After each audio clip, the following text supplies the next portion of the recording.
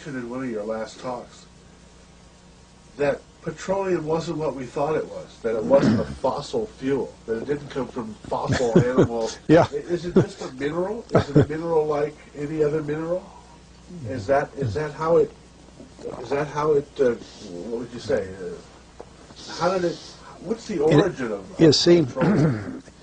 when they first found petroleum, because they were beginning to make motors and needed on axles of wheels on railroad trains and all that sort of thing, and remember, trains started in the beginning of the 19th century.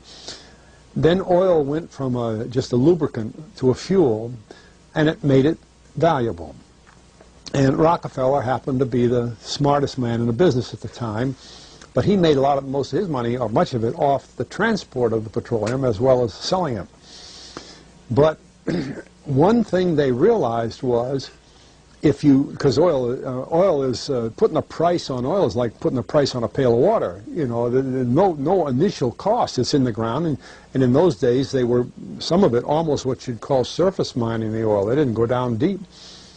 So in order to get the price up, they hit on the idea that they would have to make it appear to be scarce. Boy, after we take the next few barrels out, we're probably going to have to close as well. You know, that kind of thing. Well, a very fortuitous event. In 1892, there was a convention in Geneva of scientists to determine what organic substances are. Well, the definition of organic is a substance with hydrogen, oxygen, and carbon. And so it's usually a living substance, a tree. You analyze a dead tree, hydrogen, carbon, and oxygen, and grass, and so on, living things. Animals, we are hydrogen, oxygen, and carbon. So at this Geneva Convention, Rockefeller took advantage of sending some scientists over who said, oil, petroleum, is hydrogen, oxygen, and carbon. Therefore, it must be derived from the spoiling, the rotting of formerly living matter.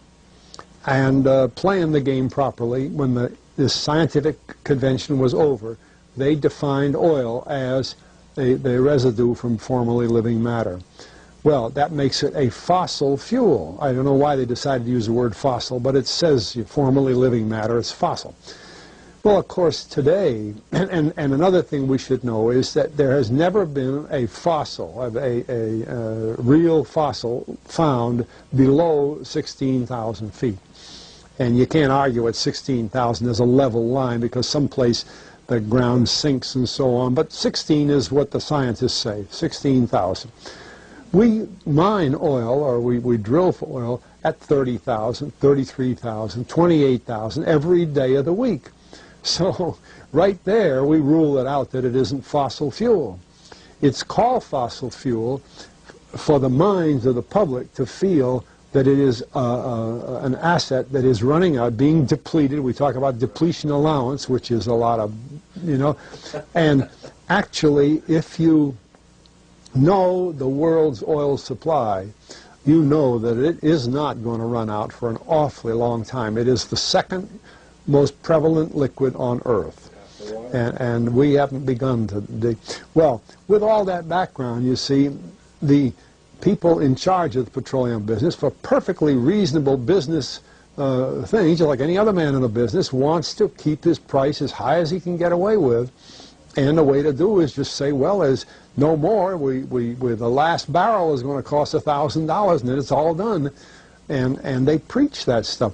What bothers me is that in geology books, it's in there. The geologists say it's a fossil fuel. Somehow they've been bought. I mean, I went to a 4-year federal staff energy seminar run by the government of the United States during the so-called energy crisis. I was the participant that represented the railroad industry. The airline industry was there. Every AA, administrative assistant of senators and congressmen, was there. The CIA was there, the Defense Department was there, the State Department was there. Sometimes sitting right in front of me in the row would be Henry Kissinger with his friend, the head of Department of Defense, That's too bad. I can't put the names with them. But anyway, people like that, top men in the government, sitting there listening to the Federal Staff Energy Seminar. Well, what this was doing is for 4 years, they were teaching a propaganda line to the leading people in this country, and therefore to the leading people in the world, when you include the Kissinger and Schlesinger, among others. And the object of it was, as Kissinger used in his own terms when it was time for him to speak, to create a world price for oil.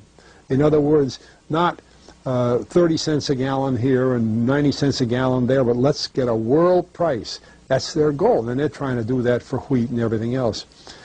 We don't realize what the controls are, whether it's oil or some of these other things. Almost everything today is being categorized at the highest price they can possibly make it go.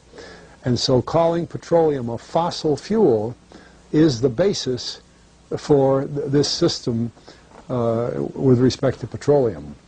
And I don't know if the name Arthur Kantrowitz rings any bell. Arthur Kantrowitz is the head of the Kantrowitz Labs, set up by the AVCO company near Boston, scientific laboratories, and a great man in the scientific world.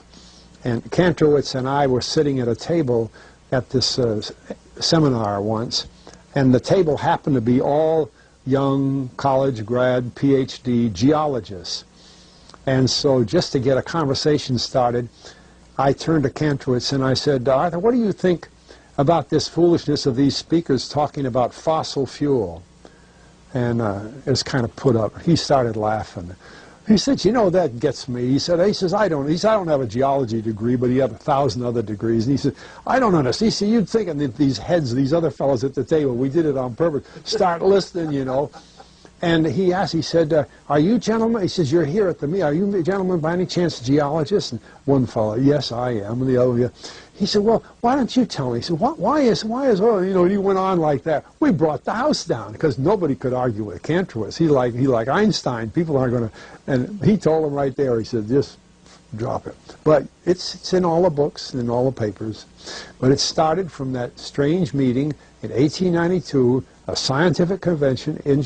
I have a big, thick scientific encyclopedia put out by the Divan Ostrin Company that's about 15 years old now, but it has the whole story of the conference. It doesn't have the Rockefeller part, but it has the whole story of how they straightened out organic chemicals and how it was all figured, and they've got petroleum right in there.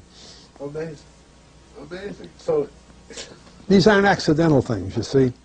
There's a dollar sign behind almost everything.